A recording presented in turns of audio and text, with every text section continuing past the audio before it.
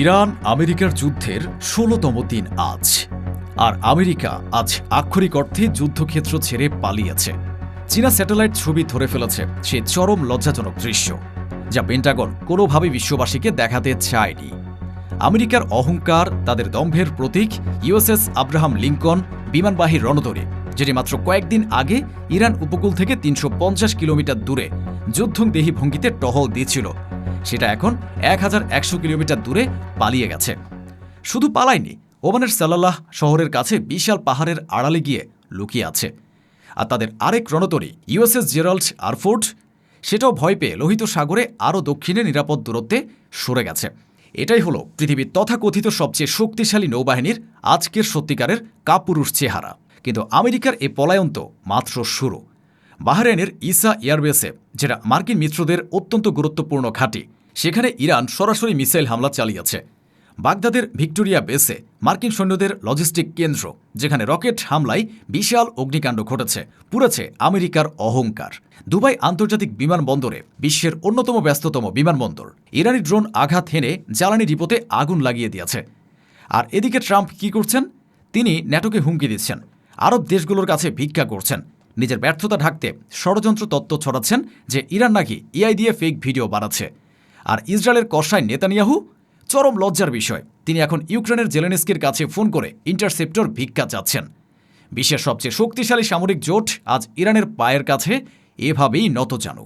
কিন্তু প্রশ্ন হলো, কেন চীনা স্যাটেলাইট ছবি প্রকাশ করল যে মার্কিন যুদ্ধজাহাজ পালিয়ে গেছে? এটা কি বেজিংয়ের পক্ষ থেকে ওয়াশিংটনকে বিশ্বের সামনে উলঙ্গ ও নতজানু করার এক সুপরিকল্পিত মাস্টার স্ট্রোক? যে আমেরিকান বিমানবাহী রণতরী দুনিয়াকে ভয় দেখিয়ে আসছিল, সে রণতরী আজ কেন ইরানের ভয়ে ওমানের পাহাড়ের পেছনে লুকিয়ে গেছে? ইরানের হাতে কি এমন কোনো হাইপারসনিক মিসাইল আছে যার ভয়ে ৩৫০ কিলোমিটার থেকে ১১০০ কিলোমিটার দূরে পালাতে বাধ্য হয়েছে আমেরিকার সবচেয়ে শক্তিশালী যুদ্ধজাহাজ? নেতানিয়াহু ইউক্রেনের জেলেনস্কির কাছে ফোন করে ইন্টারসেপ্টর ভিক্ষা করছেন। কেন মধ্যপ্রাচ্যের সবচেয়ে শক্তিশালী বিমান প্রতিরক্ষা আজ এমন পথের বৃক্ষকে পরিণত হলো? ট্রাম্প কেন ন্যাটোকে হুমকি দিচ্ছেন যে সাহায্য না করলে জোটের ভবিষ্যৎ অন্ধকার? এটা কি পরোক্ষভাবে ওয়াশিংটনের স্বীকার করে নেওয়া নয় যে আমেরিকা একা এ যুদ্ধে শোচনীয়ভাবে হেরে যাচ্ছে? অস্ট্রেলিয়া সরাসরি বলছে না, জাপান বলছে না। তারা কি তবে জেনে গেছে যে হরমুজ প্রণালীতে একবার ঢুকলে জ্যান্ত ফিরে আসা যাবে না? আর সবচেয়ে বড় প্রশ্ন, ইরাকের বর্ষা বন্দর থেকে তেল রপ্তানি সম্পূর্ণ বন্ধ। দুবাই বিমানবন্দরের জ্বালানি ডিপো জ্বলছে, তেলের দাম আকাশে উঠছে। এই অভাবনীয় অর্থনৈতিক সুনামিকে গোটা পশ্চিমা বিশ্বকে অচিরেই ইরানের কাছে মাথা নত করাতে বাধ্য করবে। এসব প্রশ্নের উত্তর জানতে ভিডিওটিতে একটি লাইক দিয়ে শেষ পর্যন্ত আমাদের সাথেই থাকুন। চলুন ১৬ দিনের এ রক্তক্ষয়ী ইতিহাসের ভেতরে প্রবেশ করা যাক। যুদ্ধের ১৬তম দিনের সবচেয়ে বিস্ফোরক এবং আমেরিকার জন্য সবচেয়ে অপমানজনক খবরটি এসেছে চীনের স্যাটেলাইট থেকে। বেজিং তাদের উন্নত মহাকাশ পর্যবেক্ষণ ব্যবস্থার মাধ্যমে ছবি প্রকাশ করে সারা বিশ্বকে দেখিয়ে দিয়েছে মার্কিন নৌবাহিনীর কাপুরুষতা। ছবিগুলো প্রমাণ করেছে যে মার্কিন বিমানবাহী রণতরী ইউএসএস আব্রাহাম লিঙ্কন এবং ইউএসএস জেরাল্ড আর ফোর্ড উভয় লেজ গুটিয়ে যুদ্ধক্ষেত্র থেকে পালিয়েছে। আব্রাহাম লিঙ্কন, যেটা কয়েকদিন আগেও ইরান উপকূল থেকে মাত্র ৩৫০ কিলোমিটার দূরে বুক ফুলিয়ে দাঁড়িয়েছিল, সেটা এখন ১১০০ কিলোমিটার দূরে ওমানের সালালাহ শহরের কাছে উপকূলীয় পাহাড়ের আড়ালে গিয়ে লুকিয়ে আছে। আর ফোর্ড রণতরীটি লোহিত সাগরের আরও দক্ষিণে পালিয়েছে। কেন চীন এ তথ্য ফাঁস করল? কারণ এটি চীনের পক্ষ থেকে আমেরিকার গালে একটি সরাসরি মনস্তাত্ত্বিক চপেটাঘাত। বেইজিং বিশ্ববাসীকে চোখে আঙুল দিয়ে দেখাতে চাইছে যে আমেরিকার যে নৌশক্তি নিয়ে এতদিন সারা দুনিয়া কাঁপাতো, যে রণতরী দিয়ে ছোট দেশগুলোকে ভয় দেখানো হতো, সে রণতরী আজ মুসলিম বিশ্বের একটি দেশের সামনে ভয়ে পিছু হটছে। আমেরিকার এ পলায়ন প্রমাণ করে যে ইরানের নিখুঁত এবং বিধ্বংসী মিসাইলের সামনে আমেরিকার ট্রিলিয়ন ডলারের রণতরীগুলো ভাসমান কফিনে পরিণত হওয়ার ভয়ে কাঁপছে। আমেরিকা যখন পালাচ্ছে, তখন ইরান আর তাদের মিত্ররা দেখাচ্ছে বীরত্বের চরম পরাকাষ্ঠা। ১৬তম দিনে ইরান মধ্যপ্রাচ্যের ৩টি অত্যন্ত গুরুত্বপূর্ণ ও সুরক্ষিত টার্গেটে একযোগে আঘাত এনেছে। প্রথমত, বাহরাইনের ইসা এয়ারবেস। এটি মার্কিন মিত্রদের জন্য একটি অত্যন্ত গুরুত্বপূর্ণ বিমান ঘাঁটি। ইরান কোনো রাগঢাক না রেখে সরাসরি এই মিসাইল ঘাঁটিতে হামলা চালিয়েছে। এই দুঃসাহসিক পদক্ষেপ প্রমাণ করে ইরান এখন আর মার্কিন বা তাদের মিত্রদের কোনো ঘাঁটিকে ছাড় দিচ্ছে না। দ্বিতীয়ত, বাগদাদের ভিক্টোরিয়া বেস। এটি ইরাকে মার্কিন সৈন্যদের একটি বিশাল লজিস্টিক কেন্দ্র। সারা দিন ধরে সেখানে রকেট হামলা চলেছে এবং বেসের ভেতরে বিশাল অগ্নিকাণ্ড ছড়িয়ে পড়েছে। বহু মার্কিন সৈন্য আহত হয়েছে। আমেরিকার নিজেদের লজিস্টিক সেন্টার আজ জ্বলছে, আর তারা কিছুই করতে পারছে না। তৃতীয়ত, দুবাই আন্তর্জাতিক বিমানবন্দর। বিশ্বের অন্যতম ব্যস্ততম এবং জাঁকজমকপূর্ণ এই বিমানবন্দরে ইরানি ড্রোন সরাসরি আঘাত এনেছে। জ্বালানি ডিপোতে বিশাল আগুন লেগেছে এবং বিমান চলাচল সাময়িক বন্ধ হয়ে গেছে। এর মাধ্যমে ইরান স্পষ্ট বার্তা দিচ্ছে, যারা আমেরিকাকে সমর্থন করবে তাদের অর্থনীতি এভাবেই পুড়ে ছাই করে দেয়া হবে। আর এর মধ্যে ইসরায়েল থেকে এসেছে এমন এক খবর যা শুনলে যে কেউ হাসতে বাধ্য হবে। ইসরায়েলি সংবাদ মাধ্যম ওয়াইনেট রিপোর্ট করেছে যে প্রধানমন্ত্রী নেতানিয়াহু ইউক্রেনের প্রেসিডেন্ট জেলেনস্কির সাথে ফোনে কথা বলার জন্য মরিয়া হয়ে উঠেছেন। কেন? কারণ তিনি ইউক্রেনের কাছ থেকে ইন্টারসেপ্টর বা মিসাইল বিধ্বংসী অস্ত্র ভিক্ষা চান। একটু চিন্তা করুন যে ইসরায়েল সারা জীবন দাবি করে এসেছে তাদের আয়রন ডোম, ডেভিড স্লিং এবং অ্যারো সিস্টেম বিশ্বের সবচেয়ে সেরা। সে ইসরায়েল আজ ইরান আর হিজবুল্লাহর যৌথ হামলার সামনে এতটাই অসহায় যে তারা এখন এমন একটি দেশের কাছে অস্ত্র চাইছে যে দেশ নিজে রাশিয়ার মার খেয়ে ধ্বংসস্তূপে পরিণত হয়েছে।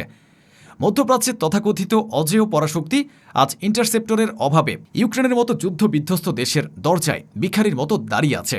এর চেয়ে বড় অপমান, এর চেয়ে বড় পরাজয়ের গ্লানি ইসরায়েলের ইতিহাসে আর কখনো আসেনি।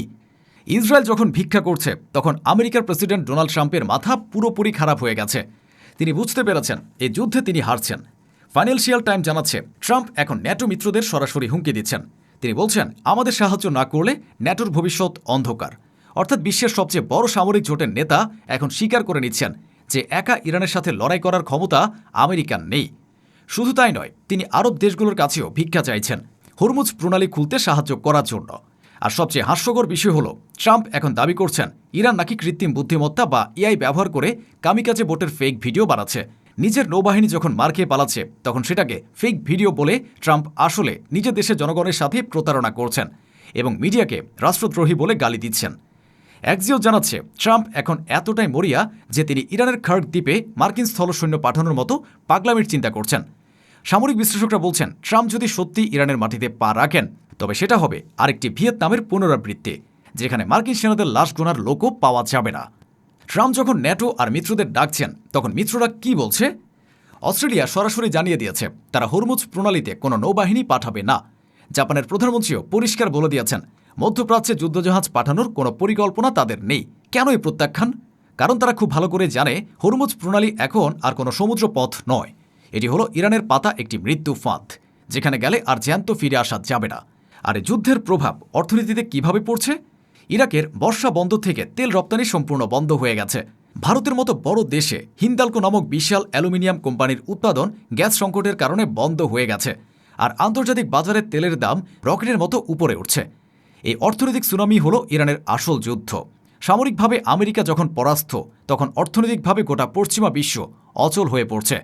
আর এই চরম পরাজয়ের মুখে দাঁড়িয়ে আমেরিকা যে কত নিচে নামতে পারবে তার একটি ভয়ঙ্কর সতর্কতা দিয়েছেন ইরানের জাতীয় নিরাপত্তা পরিষদের সচিব আলী লারিজানি। তিনি বলেছেন, আমেরিকান কর্মকর্তারা এখন ৯/১১ এর মতো একটি ফলস ফ্ল্যাগ বা সাজানো হামলার পরিকল্পনা করছে, যার দায় ইরানের উপর চাপাতে পারে। এর মানে কি? এর মানে হলো রণাঙ্গনে ইরানের সাথে টিকে থাকতে না পেরে কাপুরুষ আমেরিকা হয়তো নিজেদের জনগণের উপরই কোনো হামলা চালিয়ে সেটিকে অজুহাত হিসেবে ব্যবহার করে ইরানের বিরুদ্ধে বৃহত্তর যুদ্ধের জনমত তৈরি করার চেষ্টা করছে। যখন কোনো পরাশক্তি সম্মুখ সমরে হারে তখন তারা মিথ্যার আশ্রয় নেয়। আমেরিকার এই সম্ভাব্য ষড়যন্ত্র প্রমাণ করে যে তারা নৈতিক এবং সামরিক উভয় দিক থেকেই ধ্বংসের দ্বারপ্রান্তে। ১৬তম দিনের চিত্র পরিষ্কার। আমেরিকার যুদ্ধজাহাজ পাহাড়ের আড়ালে পালাচ্ছে। ইসরায়েল ইউক্রেনের কাছে ভিক্ষা চাইছে। ট্রাম্প মিত্রদের হুমকি দিচ্ছেন, কিন্তু মিত্ররা ভয়ে মুখ ফিরিয়ে নিচ্ছে। আর ইরান তাদের সাহস আর কৌশলের মাধ্যমে পুরো পশ্চিমা বিশ্বকে এক অর্থনৈতিক সুনামির মুখে দাঁড় করিয়ে দিয়েছে। প্রশ্ন হল যে আমেরিকা নিজেদের রণতরী রক্ষা করতে পারে না, তারা কি পারবে ইরান, রাশিয়া আর চীনের এই অপ্রতিরোধ্য ঐক্যকে থামাতে? নাকি মধ্যপ্রাচ্য থেকে আমেরিকার চিরবিদায় নেওয়ার সময় এসে গেছে? আপনার মতামত কমেন্টে জানান। ভিডিওটি শেয়ার করুন যাতে সবাই পশ্চিমা বিশ্বের এই পতনের আসল চিত্রটি জানতে পারে।